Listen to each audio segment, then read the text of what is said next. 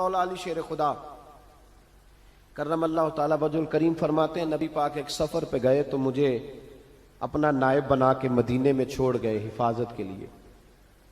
میری باتوں کی سمجھ تو آ رہی ہے نا آپ حضرات کو؟ حضور مجھے چھوڑ گئے، کہتے ہیں میرے پاس مال غنیمت کے تھوڑے سے پیسے تھے، میں سونے کا ایک ہار لایا، ایک لاکٹ لایا اور سیدہ فاطمہ کو تحفہ دیا، پہلی دفعہ سونے کا ہار انہوں نے پہن لیا. نبی پاک علیہ السلام کا طریقہ مبارکہ یہ تھا کہ حضور جب سفر پہ جاتے تھے تو سب سے آخر میں سیدہ فاطمہ کے گھر جاتے اور جب واپس آتے تو سب سے پہلے آتے، سب سے پہلے. حضرت علی کہتے ہیں قاصد آیا، اس نے آ کے بتایا کہ کل نبی پاک واپس آ جائیں گے. سیدہ فاطمہ بڑے دنوں سے انتظار کر رہی تھی کہ حضور آئے نہیں، اتنے دن ہو گئے.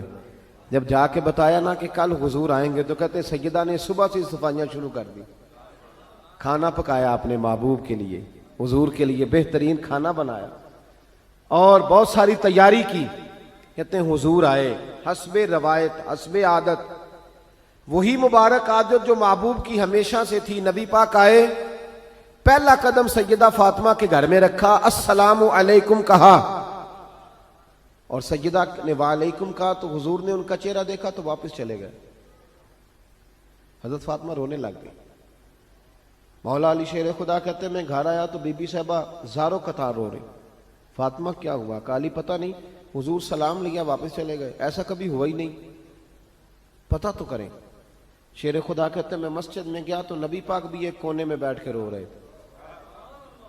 میں نے کہا یا رسول اللہ آپ یہاں رو رہے ہیں، فاطمہ وہاں رو رہی ہے، بات کیا ہے؟ تو نبی کریم علیہ السلام نے فرمایا وہ میری بیٹی ہو کے سونا پہنتی ہے، اگر فاطمہ بھی سونے سے پیار کرے گی تو امت کی غریب بیٹیاں کدھر جائیں گی؟ وہ بھی سونا پہننے لگ گئی ہے، وہ بھی اگر یہ کام کرے گی تو غریبوں کی بچیاں کس کے طریقے پہ چلیں گی؟ وہ بھی سونا پہنتی ہے. حضرت علی کہتے ہیں میں نے کہا یا رسول اللہ انہوں نے نہیں پہنا، وہ تو میں نے لا کے دیا ہے، انہوں نے خواہش نہیں کی. تو محبوب نے فرمایا اسے جا کے بتاؤ. حضرت فاطمہ الزہرا رضی اللہ تعالی عنہا کو جا کر کے بتایا گیا کہ محبوب پاک تو اس بات سے آپ سے ناراض ہے. حضرت فاطمہ نے اسی وقت سونا اتارا، کہا علی جو مدینے میں سب سے غریب گھر ہے اسے دے آ جا کے. بھائی نبی پاک نے انہیں سادگی میں رہنا، پاکیزگی میں رہنا سکھایا، انہیں حسن سکھایا، انہیں عبادت سکھائی. نبی پاک علیہ السلام، یہ تو ساری دنیا بیان کرتی ہے کہ امام حسین نبی پاک کے کندھے پہ بیٹھ جاتے تھے سجدے کے عالم میں تو 72 تسبیحیں حضور پڑھتے تھے. پتہ ہے حضور سکھاتے کیا تھے؟ نبی پاک امام حسین کو سجدہ کرنا سکھا رہے تھے. حضور سجدہ کرنا سکھا رہے تھے، سجدہ کرنا. پورے کربلا کے واقعے میں کسی جگہ بھی امام حسن اور امام حسین نے کسی ایک مقام پہ بھی یزیدیوں سے کوئی مطالبہ نہیں کیا، کوئی بات نہیں منوائی، کہا جو تمہاری مرضی. ایک بات صرف کی، ایک گزارش، توجہ ہے میری بات پر، ایک بات صرف کی، ایک مطالبہ رکھا. جب 9 محرم کو عمر بن سعد نے، شمر نے، ان سب نے کہا نا کہ حسین یا اب بات ختم ہو گئی، یا بیعت کرو یا جنگ کرو، تو امام حسین نے فرمایا مجھے ایک رات کی مہلت دو. علی کے بیٹے مہلت مانگ سکتے ہیں؟ بولے نا یار، مہلت مانگتے تھے وہ، کیا ضرورت تھی؟ امام حسین نے فرمایا مجھے مہلت دے، ایک رات رہ گئی ہے، میں راج کے سجدے کرنا چاہتا ہوں. سجدوں کے لیے مہلت مانگی، سجدوں کے لیے. توجہ ہے میری بات پر؟ محفلیں لمبی، نمازیں چھوٹی. 24 گھنٹے آپ کسی کو بٹھا لیں باہر، وہ بیٹھا رہے گا، گپے لگائیں. نماز کا ٹائم ہوگا تو پتہ نہیں کیا ہو جاتا ہے، لوگوں دوڑ گئے، او ہو نماز پڑھنی پڑ جائے گی. ایسے لگتا ہے جیسے کوئی بہت مشکل مرحلہ آن پڑا. بھائی کربلا والوں کا تو پیغام ہی نماز ہے، ان کا تو طریقہ ہی نماز ہے. امام حسین نے کہا ایک رات کی مہلت، فقط اس لیے کہ میں کھل کے نمازیں پڑھ لوں. ساری رات بڑی باتیں تھی نا، بڑی باتیں. سیدہ زینب سے دکھ سکھ کر سکتے تھے ساری رات، امام زین العابدین کو بڑی باتیں بتا سکتے تھے، بڑا کچھ ہو سکتا تھا. لیکن امام زین العابدین کہتے ہیں ساری رات حسین ابن علی نے سر سجدے سے نہیں اٹھایا. چل تو اس طرح کر، امام حسین تو ساری زندگی ساری رات پڑھتے رہے نا، تو چل ایک رات کی عبادت کر ان کے نام پر، ایک رات ساری جاگ. نہیں نا تسی ہاں کی تھی، ایک رات کہی ہے میں نے، بڑا مشکل ہے ہمارے لیے. آپ یقین کریں مسلح، اور پھر کسی نے ہمیں کان میں بتا دیا کہ تسی نسبت آلے ہو، تسی بخشے ہو. اے کوئی پکی گل دس گیا ساری، اس میں کوئی شک نہیں کہ نسبت سے بخشے جائیں گے. لیکن امام حسین ڈائریکٹ نواسے ہیں نبی پاک کے. اگر وہ نسبت کے باوجود بھی ساری ساری رات نماز پڑھتے ہیں، تو کس قسم کا نسبت والا ہے کہ 10 محرم کو بھی تیری ساری قضا ہو جاتی ہے، ساری قضا چھٹی. ہم نسبت والے ہیں. بس نسبت کا یہ معیار ہوتا ہے. نسبت کا معیار یہ ہوتا ہے کہ جو محبوب نے کیا وہ ہم نے کر کے چھوڑنا ہے، وہ کام کرنا ہے. اور پھر اہل بیت نبوت کا اسوہ حسنہ پردہ ہے. پردہ بڑی گمراہی آ گئی ہے امت میں. اب جو بچی ایم بی اے کر لیتی ہے وہ سب سے پہلے یہ مطالبہ کرتی ہے کہ ہمارے حقوق برابر کے. اسلام نے عورت کو برابر کے حقوق نہیں دیے، عزت والے حقوق دیے. کون سے حقوق دیے بولیے؟ میں ایک یونیورسٹی میں تھا تو ایک بچی نے پیغام دیا، کہنے لگی جی، بچیاں بھی تھی پردے میں بیٹھی ہوئی، لیکچر یونیورسٹی میں ہو رہا تھا، تو اس نے کہا جی عورت کا تو گھر ہی کوئی نہیں ہوتا، عورت کا تو گھر ہی کوئی نہیں، تو ہم کدھر جائیں؟ میں نے کہا چلیں ادیبانہ انداز میں یہ بات درست ہے لیکن حکیمانہ انداز میں درست نہیں. عورت کی تو اللہ تعالیٰ نے ذمہ داری بڑی شاندار رکھی ہے. جب تک باپ جوان ہوتا ہے نا، توجہ ہے میری بات پر، جب تک باپ جوان ہوتا ہے تو بیٹی اس کے گھر رہتی ہے، اور جب بچی جوان ہوتی ہے، ابا تھوڑا بوڑھے ہونے لگتا ہے نا، تو اللہ تعالیٰ خامند کی ڈیوٹی لگا دیتا ہے عورت پر. اور جب خامند تھوڑا بوڑھا ہونے لگ جاتا ہے تو بچے جوان ہو جاتے ہیں. تو میں نے کہا بی بی تو سمجھی نہیں، تو کہتی ہے میرا گھر کوئی نہیں. رب کریم نے تو تیرا محافظ ہمیشہ جوان آدمی کو رکھا ہے، جوان کو، کبھی باپ کو، کبھی بھائی کو، کبھی بیٹے کو، کبھی شوہر کو. تو یہ کیسے؟ اسلام نے تو تیرے لیے جوان خون تیرا محافظ رکھا، اگر تو سمجھے. حضرت فاطمہ نے ساری زندگی پردے میں گزاری. ان کا ننگا سر کبھی سورج نے بھی نہیں دیکھا. یہاں اللہ خیر کرے دینداروں کی بچیاں پردہ نہیں کرتی، حاجیوں نمازیوں کی بچیاں پردہ نہیں کرتی. کپڑے استری نہ ہو تو گھر میں جھگڑا شروع ہوتا ہے، اور بی بی پردہ نہ کرے تو پرواہ کوئی نہیں. حضرت عبداللہ بن سہل ایک تابعی بزرگ ہے، نام یاد رکھنا.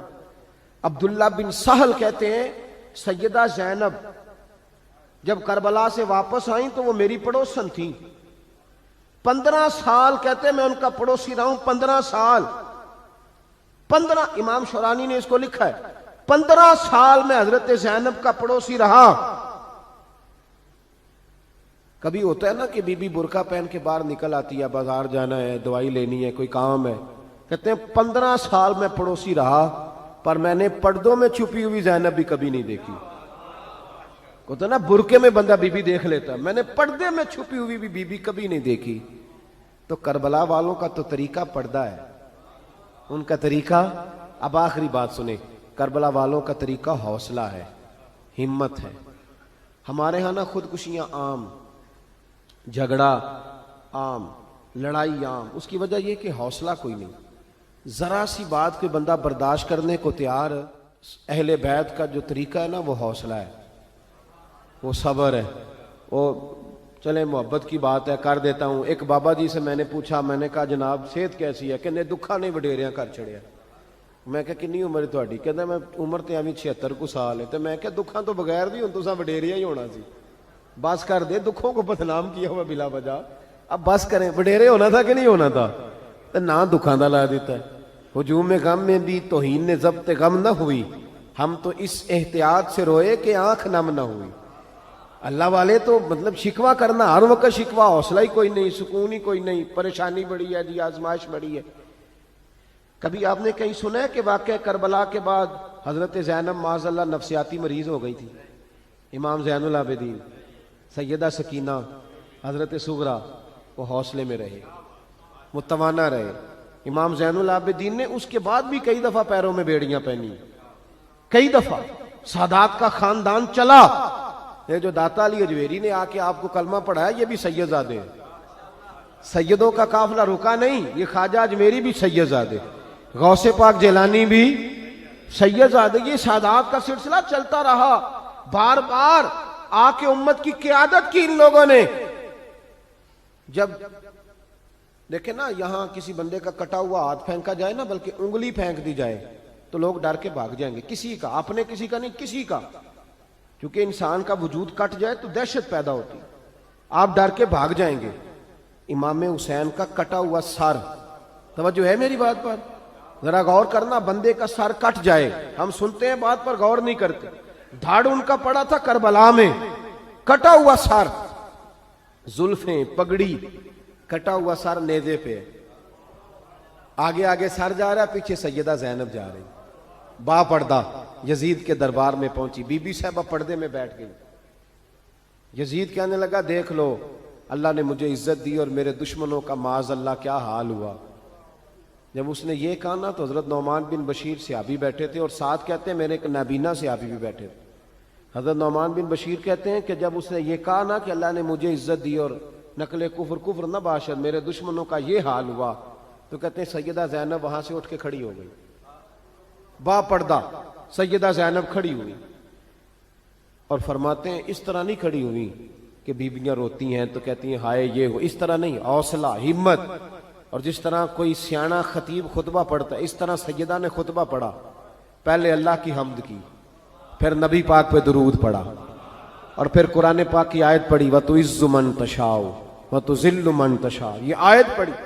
کہتے سیدہ کی آواز میں وہ روب تھا، وہ گرج تھی، وہ وقار تھا، وہ اطمینان تھا کہ وہ نابینا صحابی میرا گھٹنا ہلا کے کہنے لگے نعمان علی آ گئے ہیں دربار میں، علی آ گئے ہیں، جبریل امی بول رہے ہوں جیسے، حکمت کے گوہر رول رہے ہوں جیسے، دربار دمشق میں بی بی زینب کا خطاب منبر پہ علی بول رہے ہوں جیسے۔ کہا یہ تو حضرت علی کی آواز، علی آ گئے کیا، علی آ گئے؟